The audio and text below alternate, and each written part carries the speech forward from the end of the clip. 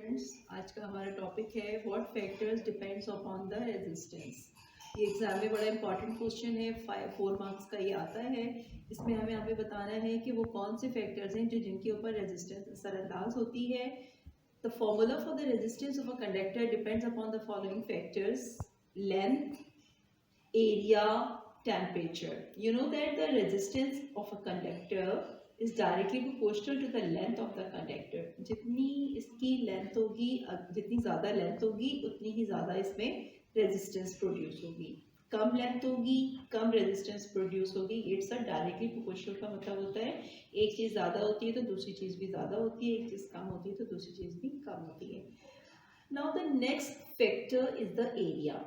Resistance is inversely proportional to the area. अगर area ज़्यादा होगा तो रेजिस्टेंस कम होगी और अगर एरिया कम होगा तो रेजिस्टेंस ज़्यादा होगी। When we combining these two equations, we get the R is directly proportional to the L over A. When we replace the proportionality constant, we जब हम proportionality constant को change करते हैं, we write the proportionality constant here. It is the rho. Rho is the resistivity. Resistivity is the characteristic of the resistance. दरअसल ये इसकी characteristic है. Just for example, जिस तरीके से कंडक्टेंस होती है किसी कंडक्टर की, इसी तरीके से रेजिस्टेंस की कैरेक्टरिस्टिक जो होती है वो रेजिस्टिविटी कहलाती है। तो यहाँ पे तमाम चीज़ें क्या हैं? L is the length of the conductor, A is the area and rho is the resistivity of the conductor. Different materials, different metals have the different resistivity. इसकी कांस्टेंट आपको गिवन होगी, मिल जाएगी आपको। The next important factor is the temperature. Temperature, resistance of the good conductor increases with the temperature directly. यानी कि जैसे जैसे temperature बढ़ता चला जाता है रेजिस्टेंस भी बढ़ती चली जाती है। Change in resistance is directly proportional to the resistance at 0 degree centigrade. यानी कि फ़र्ज़ कीजिए कि कोई भी कंडक्टर है, वो अभी रखा हुआ है, इस वक्त किसी किस्म का कोई टेम्परेचर नहीं है, temperature is the 0 degree centigrade. But when we increase the temperature, the change in resistance directly proportional to the R naught. Next one, and the change in resistance is directly proportional to the change in the temperature. Change in the temperature means difference of the temperature, higher minus lower.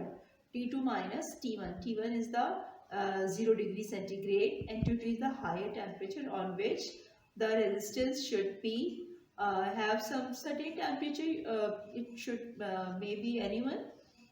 When we combining these two equations, we get the change in resistance is directly proportional to the R naught delta T. When we replace the proportionality constant here, we write the alpha. देख रही हैं कि दोनों की तकरीबन शक्लें एक ही जैसी हैं और इसको हम कहते हैं coefficient of the resistance. Alpha is equal to delta R over R naught minus delta T. अच्छा बस हमें असल में दरअसल यहाँ पे एग्जाम में क्या मालूम करना होता है कि और विच टेम्परेचर रेजिस्टेंस इफेक्टेड। तो अब हम यहाँ पे इसको ओपन करेंगे। हमने यहाँ पे बताया था कि delta R is equal to the R T minus R naught. R T is the resistance at some temperature, it may be anyone, and R naught is the resistance at 0 degree centigrade. When we substitute the value here, RT minus R naught, यहाँ पे हमने delta R की जगह RT minus R naught रखा, alpha अपनी जगह मौजूद था, R naught अपनी जगह और डेल्टा T अपनी जगह। हमें RT चाहिए, resistance at the certain temperature. तो हमने RT निकाली कि ये यहाँ पे माइनस हो रहा है, वहाँ जाके ये प्लस हो जाएगा। अब हमने देखा कि कॉमन यहाँ पे क्या है, R naught कॉमन है, तो हमारे पास ये क्या वैल्यू आ गई, R naught इस, आप इसको इस तरीके से भी लिख सकती हैं अगर ये समझ में ना आए आपके तो।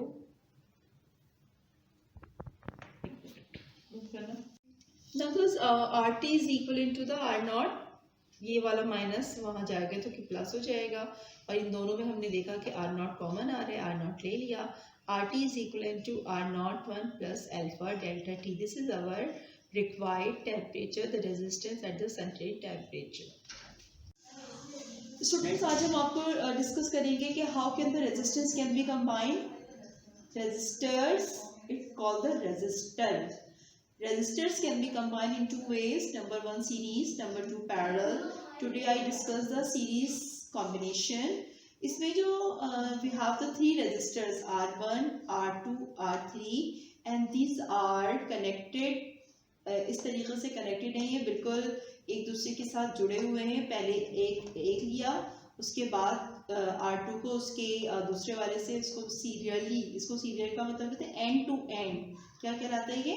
And to end. पहले एक लिया, दूसरे वाले को जो है वो पहले वाले से कंबाइन किया, और तीसरे वाले को, यानी कि we have the different terminals. हाँ, हमारे पास डिफरेंट टर्मिनल्स हैं, यानी कि हमने इनको अलग अलग रखा और फिर एक साथ इस तरीके से जोड़ दिया। जैसे रस्सी को अगर आप जोड़ें तो पहले एक रस्सी फिर दूसरी रस्सी, इसी तरीके से आपने रजिस्टर्स को ज्वाइन किया। और फिर यहाँ पे जो हायर से current higher to lower potential की तरफ ट्रेवल कर रहा है। The most important thing of this combination is that the current is same. जो करंट R1 गुजरेगा वही R2 से गुजरेगा और वही R3 से गुजरेगा, लेकिन पोटेंशियल डिफरेंस इज डिफरेंट। यहाँ पे पोटेंशियल डिफरेंस जो है वो डिफरेंट है, क्योंकि we have different terminals. AB, R1 का जो है वो VAB है, R2 का VBC है और R3 का VCD है। बहुत ही इंपॉर्टेंट चीज़ है, और सुनिएगा कि ये हर रेजिस्टर का अलग पोटेंशियल डिफरेंस होगा। According to Ohm's law, V बराबर I into R and total potential difference is equivalent to the VAB, ये रहा VAB plus VBC plus VCD, हमने लिख लिया। VAB बराबर है I1 R1, VABC बराबर है I2 R2 and similarly VCD जो है वो किस चीज़ के बराबर हो जाएगा? AB, एक मिनट रुकना जरा। Total potential difference is equal to VAB plus VBC plus VCD। VAB जो है वो I1 R1 है, VBC I2 R2 है और VCD जो है वो I3 R3 है। ये CD का I3 R3। When we substitute these values here, VT is equal to I1 R1 plus I2 R2 plus I3 R3। हमने यहाँ सब्स्टिट्यूट कर दिया कि I1 बराबर है I2 बराबर है I3 बराबर है I, ये सब का सब I के बराबर है। IT की जगह I आ गया, RT अपनी जगह रहा, I सब में I कॉमन था, ले लिया। R1 plus R2 plus R3, I से I कैंसिल हो गया, RT is equal to R1 plus R2 plus R3। और ये वाली पूरी की पूरी diagram should be converted into this. तो ये क्या कहलाता है? When we join resistors in series, the combined resistance is the addition of the individual resistors. वो है parallel combination. In the parallel combination, the resistors are connected in such a way they have only two terminals. आपने ये किया कि पहले एक resistor लिया, फिर दूसरा resistor लिया और फिर एक तीसरा resistor लिया। इन दोनों के एक टर्मिनल को सबसे पहले ज्वाइन करके उसको एक तरफ कर दिया और इनको ज्वाइन करके इस तरह से कर दिया। तो इन तीनों टर्मिनल R1 R2 R के जो वन टर्मिनल थे उसको we have to be connected with the positive terminal of the battery and the another three terminals of R1 R2 R3 is connected with the negative terminal of the battery. अब इसके अंदर सबसे अहम चीज़ जो है वो ये है कि when the current is flowing from higher to the lower, we have the three paths for the resistors. R1 is passing with the R1, I2 is passing with R2 and I3 is passing with the R3.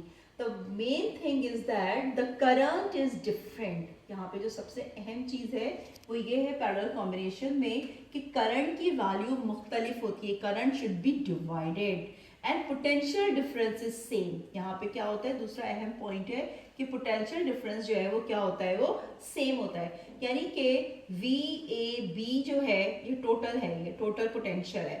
अब V1 जो है वो भी जो है VT के बराबर है, V2 जो है वो भी VT के बराबर है। इसी तरीके से सबका पोटेंशियल जो है, जो जितना पोटेंशियल R1 से जा रहा होगा उतना ही पोटेंशियल R2 पे है, उतना ही पोटेंशियल R3 पे, because it has a common point. Now according to the Ohm's law V is equal to I into R, total and total. यानी कि हम देखेंगे कि यहाँ पे ये फॉर्मूला है हमारे पास, और हमारे पास जो टोटल करंट है यहाँ पे, the total current is equal to the I1 plus I2 plus I3। According Ohm's law के तहत V IR के बराबर होता है और I जो है वो आपके पास हो जाएगा v over r. When we substitute the values here, it की जगह हम रखेंगे vt upon rt is equivalent to the I1 upon R1 plus V1 upon R1 plus V2 upon R2 plus V3 upon R3. ठीक है, अब हम according to the condition हमारे पास जो कंडीशन थी, अकॉर्डिंग टू अबव कंडीशन, जो हमारे पास ऊपर जो कंडीशन थी, उस पॉइंट ऑफ व्यू से जब हम इसको फॉलो करेंगे तो हमारे पास क्या हो जाएगा, Vt की जगह हम V लिखेंगे upon Rt is equal to the V upon R1 plus V upon R2 plus V upon R3. Taking common ले लिया हमने, यहाँ पे आ गया 1 upon R1 plus 1 upon R2 plus 1 upon R3. यहाँ पे ये हो जाएगा V ओवर RT. V से V cancel out. The remaining equation is that 1 upon RT is equivalent to the 1 upon R1 plus 1 upon R2 plus 1 upon R3. This is our required expression.